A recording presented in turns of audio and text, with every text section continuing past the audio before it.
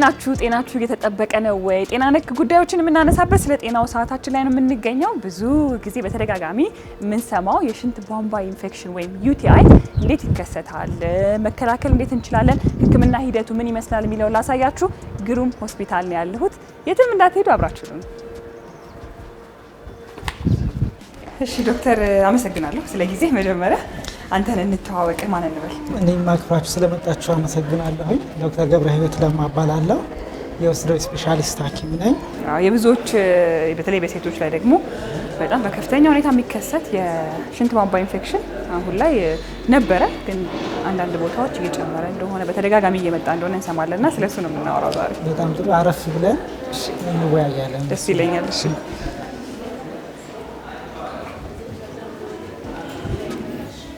በጣም አመሰግናለሁ በድጋሚ ዶክተር። የሽንት ቧንቧ ኢንፌክሽን ወይ ደግሞ በእንግሊዘኛው ዩቲአይ የምንለው ራሱ ምንድን ነው? በጣም አመሰግናለሁ። እኔም ሽንት ቧንቧ ኢንፌክሽን የምንለው ከላይ ከኩላሊታችን እስከ መጨረሻው ሽንት የምናስወግድበት ወይም ዩሬትራ እስከሚለው ያለውን የሰውነት የአካል ክፍላችንን ኢንፌክሽን ሲያገኘው ያ የሽንት ቧንቧ ኢንፌክሽን ወይም ዩቲአይ ብለን እንገልጸዋለን። የሽንት ቧንቧ ኢንፌክሽን እንዴት ይከሰታል? በብዛት ደግሞ ማን ላይ ይከሰታል? በጣም ጥሩ።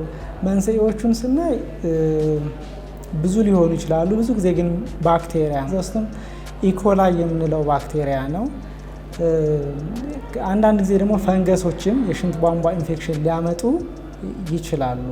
ከዛ ውስጥ ግን ለሽንት ቧንቧ ኢንፌክሽን በተደጋጋሚ ወይም ሊከሰትባቸው የሚችሉት እነማን ናቸው ብለን ስናይ የመጀመሪያው በጾታ ስናየው ሴት ልጅ ከወንድ ልጅ በጣም በብዙ እጥፍ የበለጠ የመጠቃቷ ከፍ ያለ ነው። ያ የሚያደርገው ተፈጥሯዊ መጨረሻው ላይ ከሽንት ፊኛችን ሽንት እንዲወጣ የሚያደርገው ዩሬትራ የምንለው ስሪቱ ስለሚለያይ ነው። ሴቶች ላይ አጭር ነው፣ ሰፊም ነው። ሁለተኛም ደግሞ ከማህፀናችሁ ጋር ቀጥታ ግንኙነት ስላለው በቀላሉ ሴት ልጅ በሽንት ቧንቧ ኢንፌክሽን የመጎዳት እድል አላት። ያው ሴቶች ተፈጥሯዊ ሂደት አለ አይደል? የወር አበባ እንዲሁም ደግሞ በወሊድ ጊዜ የበለጠ ይከሰታል ይባላል እና ያ የሚሆንበት ምክንያት ምንድን ነው? እነዚህ ሁለቱ አንደኛው ከንጽህና ጋር ተያይዘው የሚመጡት ብለን አብረን ብንገልጻቸው የተሻለ ነው። ሁለተኛው ደግሞ ሆርሞናል ቼንጅ የምንለው ነው። ከወር አበባው ጋር በተለይና ከመውለድ ጋር ተያይዞ የሚመጣው የወር አበባ ጊዜ ያለም የንጽህና ሞዴስ በቶሎ የማይቀይሩ ከሆነ በማህፀን ውስጥ ያሉ ማይክሮ ኦርጋኒዝሞች ወይም ጥቃቅን ተዋሲያን ቀጥታ ወደ ሽንት ፊኛ በመውጣት ኢንፌክሽን ሊፈጥሩ ይችላሉ። ሴት ልጅ ሰገራ ተጠቅማ ከኋላ ወደፊት የምታጸዳ ከሆነ በከፍተኛ መልኩ በሽንት ቧንቧ ኢንፌክሽን ልትጠቃ ትችላለች። ሌላኛው ሽንት ቧንቧ ኢንፌክሽን የሚጨምረው ተፈጥሯዊ የቱቦ ላይ ችግር ካለ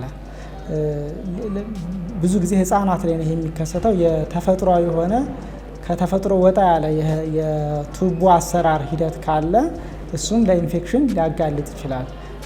በተጨማሪም እንዲሁም የኩላሊት ጠጠር እንዲሁም የሽንት ቧንቧ ኢንፌክሽን እንዲከሰት እድሉን ያከማቻል ማለት ነው። ሁለተኛ ደግሞ ሰው በራሱ ሽንቱን ቶሎ ጊዜ በመጣ ሰዓት የማይሸና ከሆነ ለረጅም ሰዓት የሚይዝ ከሆነ በአጋጣሚ ወደ ሽንት ፊኛ የወጡት ባክቴሪያዎች የመራቢያ ጊዜ ስለሚያገኙ በሽንት ቧንቧ ኢንፌክሽን የመጠቃት እድልን ከፍ ያደርጋሉ ማለት ነው። የሽንት ቧንቧ ኢንፌክሽን ምልክቶች ምንድን ናቸው? ሽንት ቶሎ የመምጣት፣ በሚሸኑበት ሰዓት ቶሎ የማቃጠል፣ ትንሽ ሽንት መቶ ቶሎ የማምለጥ ባህሪ፣ እነዚህን ሊያዩ ይችላሉ። አንዳንድ ጊዜ ደግሞ እንደ ምክንያቶቹ በተለይ ፈንገስ ከሆነ ማህፀንን አብሮ የማመም እድል ስላለው ሴቶች ላይ የማሳከክ ባህሪም ሊኖረው ይችላል ማለት ነው። የላይኛው የስርዓተ ሽንት የሰውነት አካል ክፍላችን ሲጎዳ ግን ከፍተኛ የሆነ ሙቀት፣ በጀርባችን ጋር ከፍተኛ የሆነ ህመም፣ ማስታወክ፣ ማቅለሽለሽ እና ከፍተኛ ሲሆንም ራስን የመሳትና ከፍተኛ የሆነ የደም ግፊት መቀነስም በእኛ ሴፕሲስ እና ሴፕቲክ ሾክ ብለን የምናክመው ሊከሰት ይችላል ማለት ነው። ይህ በሚሆንበት ጊዜ ምንድን ነው መፍትሄው? ይሄኛው መፍትሄ የተሻለ የሚሆነው ቅርብ በሆነ የጤና ተቋም ሄዶ ተገቢውን ምርመራ አድርጎ ሕክምናውን በባለሙያዎች መታከም የተሻለ መፍትሄ ነው። ሰዎች እነዚህ ምልክቶች ከማየታቸው በፊት መጨረሻው ጋር ከመድረሳቸው በፊት ወደ ሆስፒታል እንዲመጡ የሚመከርበት ጊዜ መቼ ነው? ከለመዱት ወጣ ያለ ምልክት ሲያዩ ልክ ሽንታቸው ካቃጠላቸው፣ በተደጋጋሚ ሽንታቸው የሚመጣ ከሆነ፣ ሲሾኑ ደግሞ ቶሎ እስከሚፈስ የሚያስቸኩላቸው ከሆነ መዘግየት የለባቸው። ብዙ ጊዜ ሴቶች ላይ የምንሰማው እኛም በአካባቢያችን ይሄንን ህመም አንዴ ከታከሙት በኋላ በተደጋጋሚ መምጣት ነገር አለው እና ያንን በቋሚነት ለማስቆም መፍትሄ አለው? መከላከል ይቻላል፣ ሙሉ በሙሉ ባይሆንም።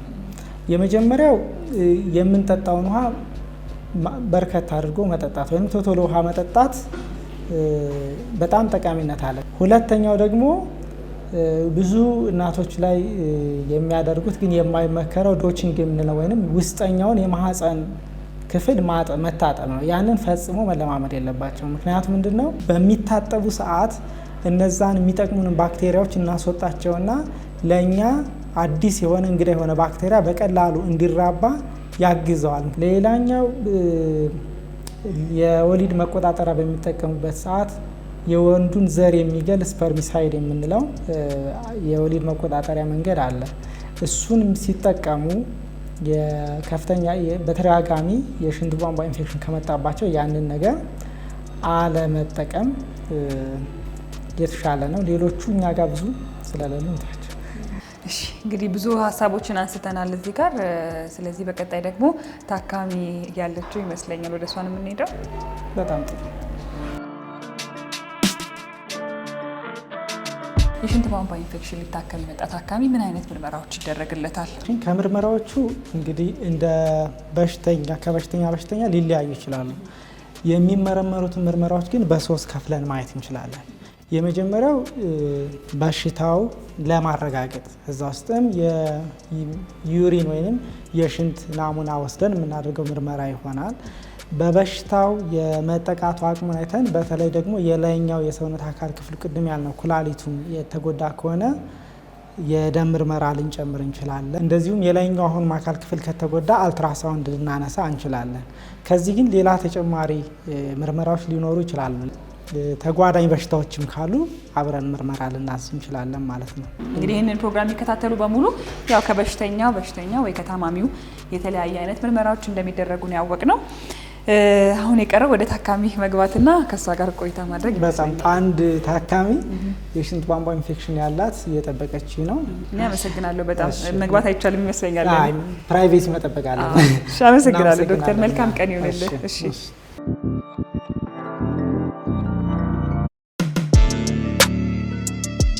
ሰላም፣ እንዴት ነሽ? አረፍ በይ። ገብረ ህይወት እባላለሁ። እንኳን ደህና መጣሽ። ምንድን ነው የሚያደርግሽ? ብርድ ይለኛል። እዚህ አካባቢ ውጋት ነገር አለኝ። ለዛ ነው የመጣሁት። ስንት ቀን ሆነሽ የብርድ ማለቱና ጎንሽ ላይ የሚወጋሽ ውጋት? 3-4 ቀን ይሆነዋል። 3 ቀን 4 ቀን ይሆናል። ከዛ በፊት ሽንትሽን የማቃጠል ሽንትሽ ቶሎ የመምጣት ባህሪ ነበር? አዎ ነበር። እሱ ስንት ጊዜ ሆነው? እሱ 1-5 ቀን ምናምን ይሆናል። 5 ቀን ይሆናል። ሌላ የሚሰማሽ ነገር አለ? አይ ሌላ የሚሰማሽ ራስ ምታት አልፎ አልፎ አለኝ። ተቅማጥ ነገር? አይ የለኝም። ማስታወክ፣ ማቅለሽለሽ ስሜቶች አሉኝ። ማስታወክ ግን የለሽ? ማስታወክ የለኝም። በጣም ከዚህ በፊት እንደዚህ የሽንት ቧንቧ ኢንፌክሽን ታመሽ ታክመሽ ታውቂያለሽ? አዎ። ምን ያክል ጊዜ ሆነ ከታከምሽ?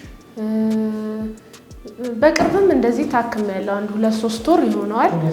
የሽንት ቧንቧ ኢንፌክሽን ተብዬ ሕክምና አድርጌኝ ነበር። ስለዚህ በዚህ 3 ወር ውስጥ ይሄ ሁለተኛ ጊዜሽ ነው ሲያመሽ? አዎ። በጣም ጥሩ። ከዚህ ተጓዳኝ በሽታዎች ያሉሽ?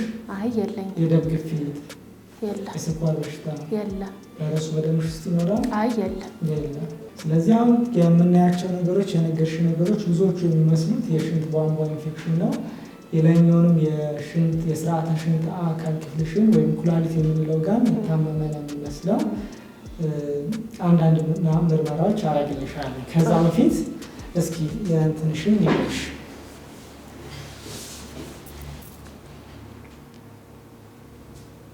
ልብሽን ቶሎ እየመታች ነው ያለችው።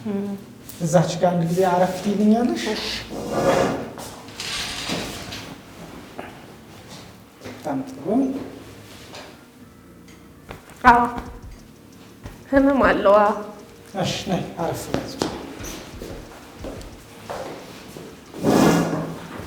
በጣም ጥሩ። እነዚህን ባለን የምርመራ ደረጃ የሚመስለሽ የሽንት ቧንቧ ኢንፌክሽን ቅድም እንደገለጽኩልሽ እነዚህን የሽንት ቧንቧ ኢንፌክሽኖች የምናክምበት መንገድ ምርመራዎችን ያደርጋለን። እነዛ ምርመራዎቹ እንደኛ የሽንት ምርመራ ናሙና ትሰጪልኛለሽ። ሁለተኛ ደግሞ ኩላሊትሽን ጋር ኢንፌክሽን የተዛመተ ስለሚመስል የኩላሊት ምርመራና እንዲሁም የነጭ ደም ሴልሽ ምን ያክል ጨምሯል የሚለውን የደም ምርመራ አደርግልሻለሁ። በተጨማሪ የአልትራሳውንድ ምርመራ አደርግልሻለሁ። ጥሩ። አሁን ባልኩሽ መሰረት እነዚህ ምርመራዎች እንዲደረጉልሽ ልኬልሻለሁ። 23 ቁጥር ሄደሽ ምርመራዎቹን ያደርጉልሻል። ውጤቶቹ እንደደረሰ ድጋሚ ተገናኝተን ምርመራዎቹን ውጤት አይቼ የተገቢው መድኃኒት አዘልሻለሁ። እሺ፣ አመሰግናለሁ ዶክተር።